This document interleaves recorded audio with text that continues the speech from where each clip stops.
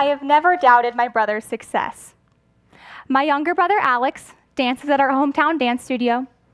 He's addicted to a cell phone just like any other 19-year-old, and he is currently attending college.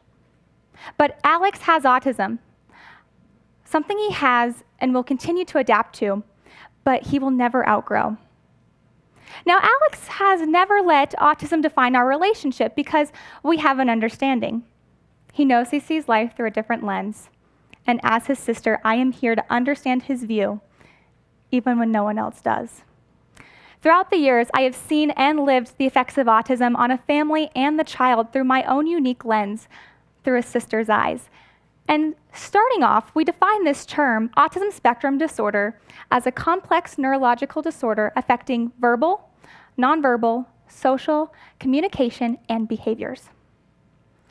If you don't know a child with autism, you soon will, because the Center for Disease Control and Prevention estimates that 1 out of 68 children are diagnosed on the autism spectrum.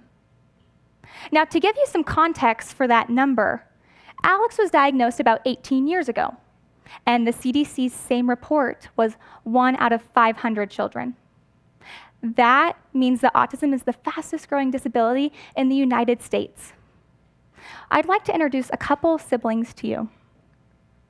This is Spencer and Tyler. Spencer is Tyler's brother, and Tyler has autism. Spencer said, "Every time my family goes out to dinner, we encounter the same issues. We must constantly keep an eye on Tyler, focusing on his safety, comfort, and happiness above our own.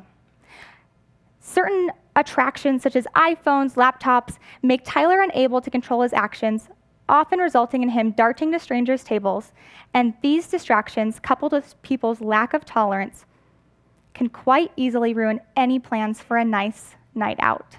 Now, Spencer is one of the strongest sibling advocates I know, and everything that he does for his brother is greatly appreciated. They have a wonderful relationship, and Spencer also said this: "Every time I'm in public with my brother and we receive blank stares that display lack of autism awareness in society, I think to myself, this is why I walk." He advocates for Tyler every day. Now, another sibling advocate is Cindy, and Cindy's brother, Jonathan, has autism, and Cindy said, "I always try to do things that shine a light on Jonathan so others see autism isn't a bad thing. I make sure he doesn't wander off when we're in public." Now, Cindy's very young, but she's a loving sibling advocate, and she also said, "When I dance, I look out in the audience for Jonathan. If I see him, I know I can dance my best. He's my big brother. I need him, and I'm glad he is who he is." So as you can see, siblings are facing their own set of daily difficult challenges because of autism's impact. But they're also reaping those benefits of having a brother or sister in their lives. Alexis Weinman was the first contestant with autism to compete at the Miss America pageant, and she attributes most of her success to her siblings because when she was diagnosed with autism, they supported her, and they made sure that she had the best chance of being successful. Well, Alexis said, "Siblings of kids with special needs are my unsung heroes. Their voices are often left out of the autism awareness or acceptance narrative. While they were not the ones who received the diagnosis, they are impacted by it nonetheless." With autism affecting 70 million individuals worldwide, you think there are a lot more siblings out there besides Spencer, Cindy, and myself who are feeling these daily challenges and these difficulties that come along with autism. As a sibling, you didn't ask for autism. And you know that your brother or sister didn't ask for it either. And so it's very much this struggle of, I'm frustrated, or I love my brother, but why is he doing this? Why is my sister doing this? I know it's because of autism. And it's just this daily struggle back and forth. You're wrestling with feelings of neglect and embarrassment. And then you're also wrestling with, I love my brother. I want to protect my sister. But we don't give siblings the chance to digest those feelings and talk about them. But autism impacts them nonetheless. As a sister, I can personally tell you that I've struggled to watch my brother develop everyday just social and communication skills, and grow meaningful relationships. Alex told me, I always got rejected from others, and a lot of kids at school would reject me and be judgmental. And I didn't know why.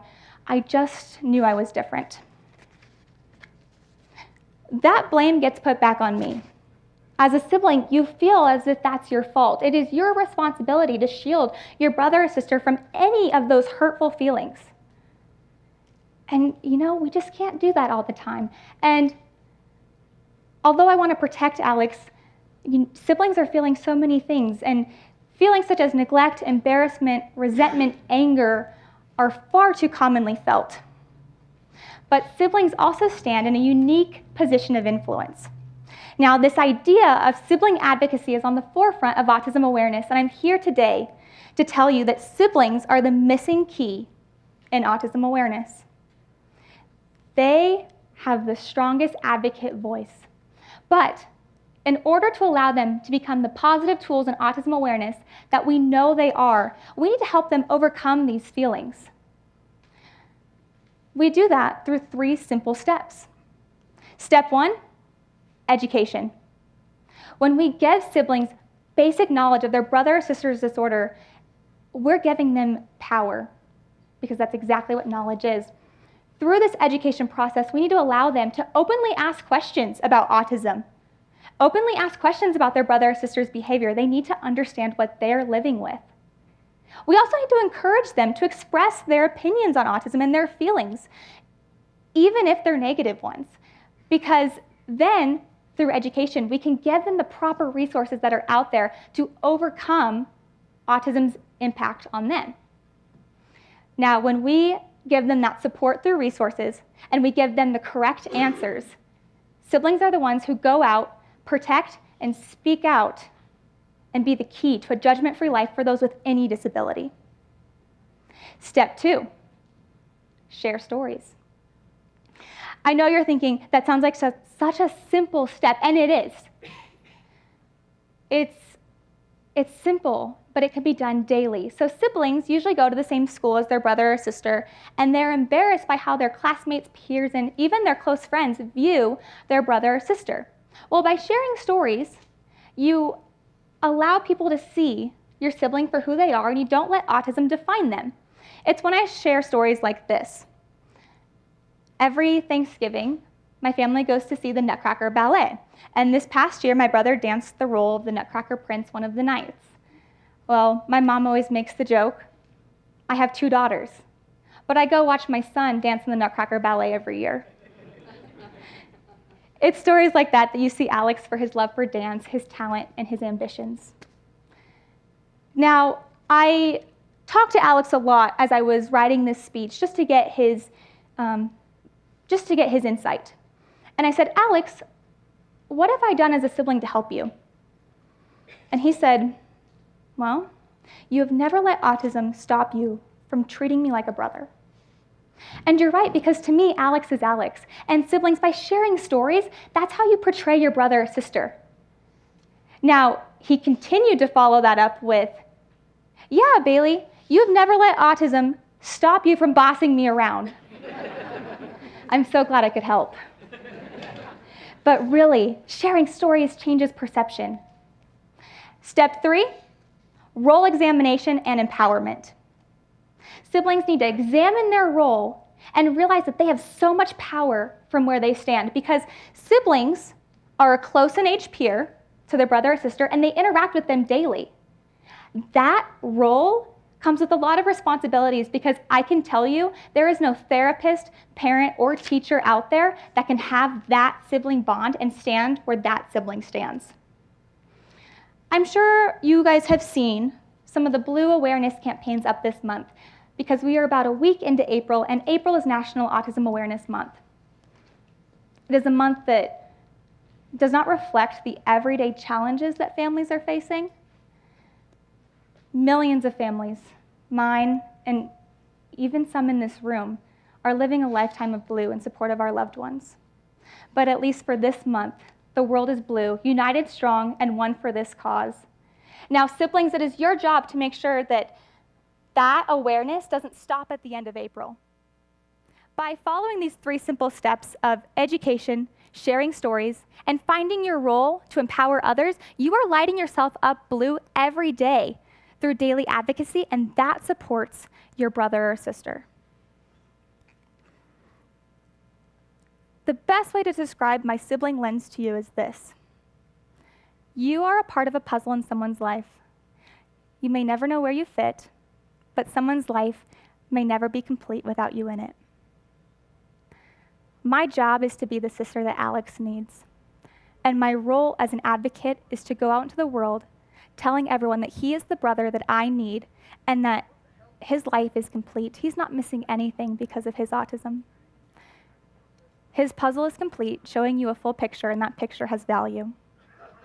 Siblings, I encourage you to find where you stand in your brother or sister's personal puzzle, because their picture is complete and they need you to show the world that it has value. Another quote stood out to me when I was writing this talk, and it was, "There is no greater disability in society than the inability to see a person as more."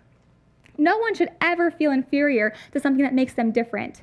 And all of you guys have someone in your life that needs you. Autism, disability or not, that person has a difference, and they need you to advocate for them.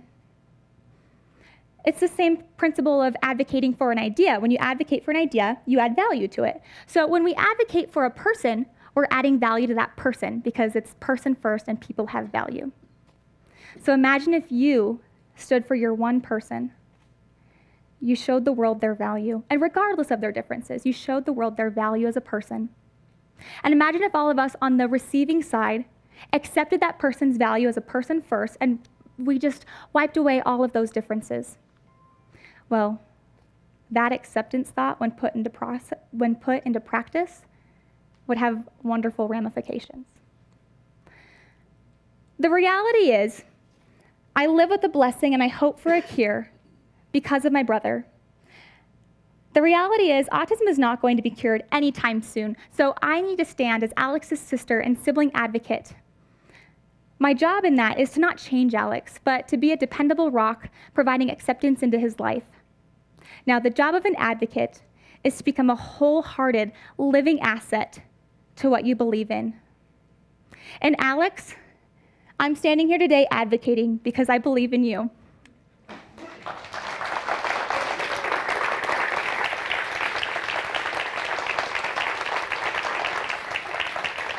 Siblings,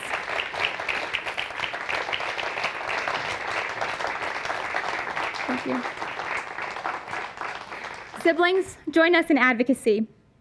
We know our brothers and sisters as people, not as a statistic or another child on the spectrum. We need to stand in support of our siblings.